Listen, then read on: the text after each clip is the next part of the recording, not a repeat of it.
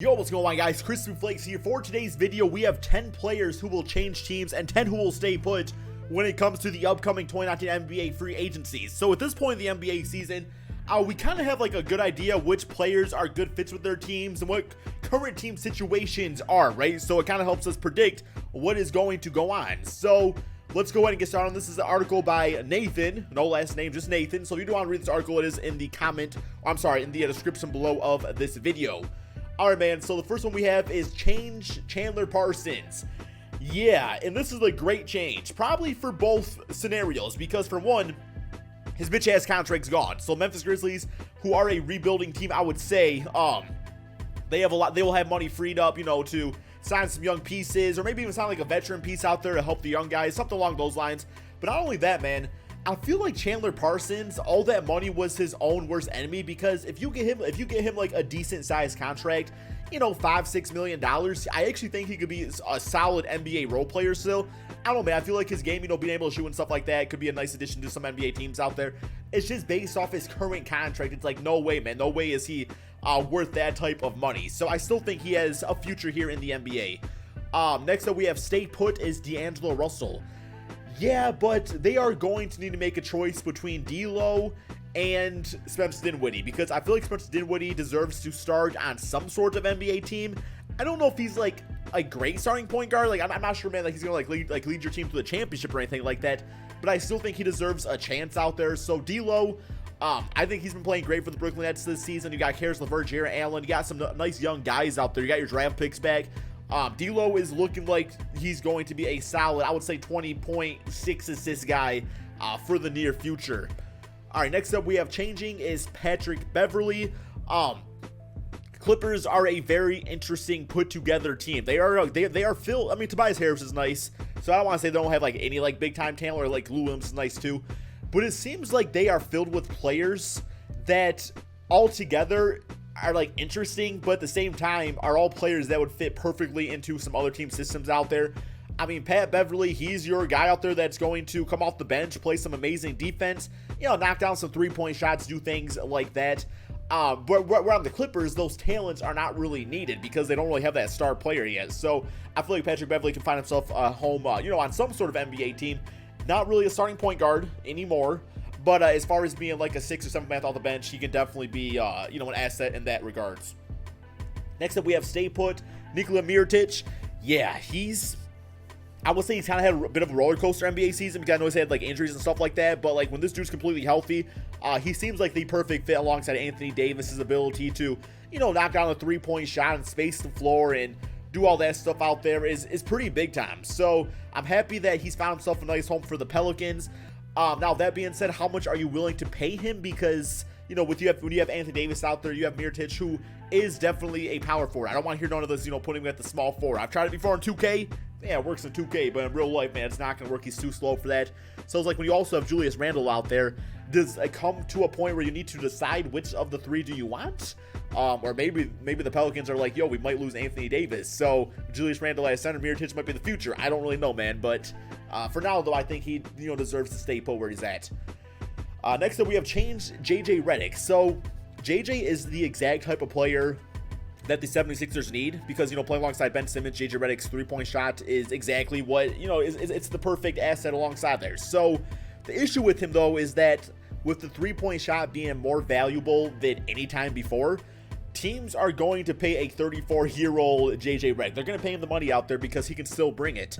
But now that they have, you know, Ben Simmons, Joel Embiid going to want big-time contracts, and Jimmy Butler on the team now that's going to want to get paid, they simply are just going to have to cut their losses. They are not going to be able to afford to keep JJ Redick. That's the unfortunate situation. That's why there's a cap. That's why there's cap in the NBA and stuff like that. But yeah, so he's going to find a home elsewhere, and I see him going to a contending team. And I will say, I think he's going to end up on the Lakers. That's my prediction, is the Los Angeles Lakers. Next up, we have stay put Enes Kanter. Definitely one of the more underrated players in the entire NBA. I feel like Enes Kanter don't get the respect out there, but him and Kristaps Porzingis, there's still a nice future right there. There's talks of Kevin Durant on the Knicks. I don't know how much truth there is to that, but even so, like, Enes Kanter is still pretty young out there, so he's kind of been like a beacon of consistency. The only team I want to see him go to besides the Knicks is the OKC Thunder and team up with his stash bro, Steven Adams yet again. All right, next we have change. DeMarre Carroll, kind of the same case as like Patrick Beverley, where I don't really see him as a starter anymore, but, you know, as far as like having that Trevor Ariza effect, he kind of reminds me of like a Trevor Ariza, you know, the guy that can knock down 3-point shots, play some good defense, make some athletic plays out there.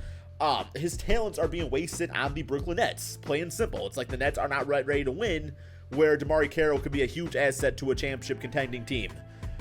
Stay put, Tyreke Evans. Not gonna lie, I haven't really seen how well he's played so far this year on the for the Indiana Pacers. Guys, let me know in the comment section below. Has he been a nice piece? Has he been somebody that looks like he can play alongside Victor Oladipo and help them contend in the Eastern Conference, or do you guys think he's not really worth his money? You guys let me know that in the comment section below. Have not really paid too much attention to Tyreke Evans as far as this season has gone. Next up, we have change, Willie Cauley-Stein. Ooh. Yo, I don't know, man. I guess it depends on what direction the Kings want to go with, because they have a lot of big guys on their team, man. I mean, a lot of big guys, and who knows who they end up drafting next year, and maybe having some money freed up in free agency to maybe sign more of a veteran big guy that fits their style of play. I guess if somebody has to go, then yeah, it would probably be Willie Cauley-Stein. Says Stein is a solid player and could be the difference on a center-needed team, enough to pry him away from Sacramento. And that's really what it comes down to, is how much money is Sacramento willing to pay to Willie Cauley-Stein. Next, we have stay put Ricky Rubio. I will say it looks like he's found himself a home on the Utah Jazz. He's been great for them, I would say. Like, well, I guess that's kind of going off base, more off like last season. I know the Utah Jazz in general right now are kind of having their struggles. Donovan Mitchell has kind of been off a little bit, so I guess I could see the Utah Jazz maybe wanting to try something else at the point guard position, or even like Dante Exum. I believe they gave him a pretty good-sized contract based solely off of never doing anything in the NBA yet, so maybe it comes to the point where they decide to go with Dante and let Ricky Rubio walk away. I guess I'm kind of 50-50 on this one. All right, next we have change Isaiah Thomas. I don't even know if Isaiah Thomas is going to make it through the season with the Denver Nuggets, because based off his contract, I could see the Nuggets just dropping him because he's not playing right now. The Nuggets are playing great, but I think the player we got to recognize is Monte Morris. Monte Morris, if I remember correctly, has the best assist to turnover ratio in the entire NBA, which is exactly what you want from your point guard position, man. Your backup point guard position at that. So I guess if he's playing that good, are they really going to risk like killing Monte's confidence to play Isaiah Thomas? I don't think he makes it through the season, guys. I think he's going to be cut or traded at some point. Next, we have stay put Trevor Ariza. I mean, yo, you toss him the 1 year, $15 million contracts, I'll be staying put too, bro. I don't think he's going to be there next season. I think he's going to take his $15 million and find himself a contending team. It's just with having like Josh Jackson and Mikal Bridges, it just seems like on a team that's kind of rebuilding still, it seems like those minutes are being wasted on a guy that, yeah, he's a good player, but he's not going to bring he's not the future of the Phoenix Suns, so I see him probably going to a different team. Next we have changed Tobias Harris. You know, the reason I say this is because he did take that risk of, because he was offered, I believe it was like a $50 million extension, something along those lines. I don't have the exact number in front of me, but he had some sort of extension offered to him, and he did decline it. And, you know, I guess from his mindset is, if he's playing his best basketball ever and teams offer him larger contracts, he might not feel that loyalty towards the Clippers and be like, well, you guys only offered me $50 million before, so I'm going to go to this team over here. You know, let's take more of a chance on me, unlike you guys did. And Tobias is definitely not a number one option. I wouldn't even say number two option on a championship team, but in the right situation, definitely a 3 option. He plays the 4 spot. He can back you down. He can knock down 3-point shot with great consistency. He definitely deserves a good home. I don't know where that's at. I would personally like to see him go to a team like the Pelicans and maybe be like the small forward of the team with like Mirotic and Anthony Davis. I feel like that's got some great potential right there. Next up, we got stay put DeAndre Jordan. I kind of disagree with this one right here. Last I heard, DeAndre and the Mavericks were having issues. A lot of the players were out there were saying that DeAndre Jordan doesn't pass the ball. They were saying, which I don't know how many times does he actually shoot a game. When he gets the ball, he probably wants to shoot it because you're not exactly going to DeAndre Jordan for offense.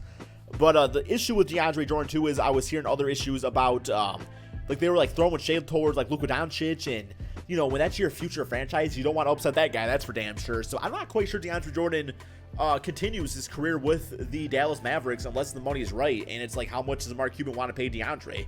I mean, he's not exactly the, he's more of like the traditional rebounding defensive center, which isn't quite as sought out anymore in the NBA. Next up, we have change Kemba Walker. Ooh, I don't know, man. The Michael Jordan and the Hornets there have been pretty loyal towards Kemba. So, and I know loyalty in the NBA can kind of gets tossed around a lot, and there's not too much to it. But I don't know, man.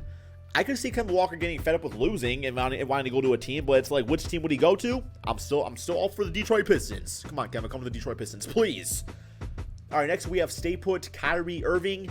I kind of have the sense that he is going to stay on the Boston Celtics. I don't think he's leaving that team. I mean, I know there's rumors out there about him going to the Knicks and stuff like that, but I would say my gut feeling is that he stays with the Boston Celtics. No real reasoning behind it. I just think that's going to be the case. Number 4, we have changed Jimmy Butler. Okay, so while the Wolves traded Butler to the 76ers, he still looks like a one-year rental. Butler isn't the player that he once was, but he plays hard and can still get it done. And if the Sixers don't live up to the expectations, Jimmy Butler will likely be on the move again. Okay, so that's what it's saying about Jimmy. Yeah, that wasn't one of the teams listed that he wanted to go to, and another team that he would prefer to play on with more of a veteran roster, I could see him leaving. It's like, because the 76ers, while I think they are way better than the Timberwolves, although the Timberwolves play in the Eastern Conference, you can make that argument. It's literally the same situation with, as far as the players go. I mean, it all comes down to the mentality of the players, I guess. But like Andrew Wiggins, Karl-Anthony Towns, that's your Ben Simmons and Joel Embiid. I think Joel and Ben Simmons are way better, but I mean, the maturity levels, isn't Ben Simmons and Karl-Anthony Towns like Fortnite buddies? I just, I could still see it, and not to mention like Andrew Wiggins couldn't really shoot. I mean, Ben Simmons can't shoot, so I can see that. Marco Fultz can't shoot. I can see that arising some issues with Jimmy Butler. So, if I had to say, I would probably say it's closer to a one-year rental. I know 76er fans are gonna fight me on that, but that's just my thoughts. Okay, next up we have stay put Klay Thompson. If anybody was to take a pay cut, Klay Thompson seems like the guy to do it. I could see him like doing it, as a means to keep around Kevin Durant and try to keep the big four together, or I guess the big five, DeMarcus Cousins. So, damn, so he's going to go down as top 5. Yeah, I thought it said top 5 shooting guards of all time, top 5 shooters of all time. Okay, that makes a little bit more sense for me out there. I want to see Klay Thompson go to a different team, but if I had to bet money, I would probably say he stays with the Golden State Warriors. And then we have changed Kevin Durant. It seems like him and Draymond Green are doing good now. But I do know Kevin Durant, in his mind, holds grudges. He does. He's a grudge holder, man. And, yeah, he might put on a face for the rest of the season, as a snake would do. I see him snaking himself to a different team, guys, plain simple. Probably the Lakers, maybe the Knicks. Few other options out there, of course. I'm really any option for Kevin Durant. And then finally, we have stay put DeMarcus Cousins. If Kevin Durant leaves, then, yeah, DeMarcus Cousins, I almost feel like he's obligated to stay with the Warriors at that point, because the Warriors, of course, took a chance on him. Yeah, it was only a $5 million chance. But the only reason they wouldn't keep Boogie is if they couldn't afford him. So if Klay Thompson or Kevin Durant leave, I mean, Boogie gets to play with the best shooter of all time as Stephen Curry. Why would he not want to do that? You know what I'm saying, man? It's the perfect 1-2 punch. But anyway, hope you guys all enjoyed this video. Be sure to drop that like, subscribe if you're new to my channel, and peace out, my friends.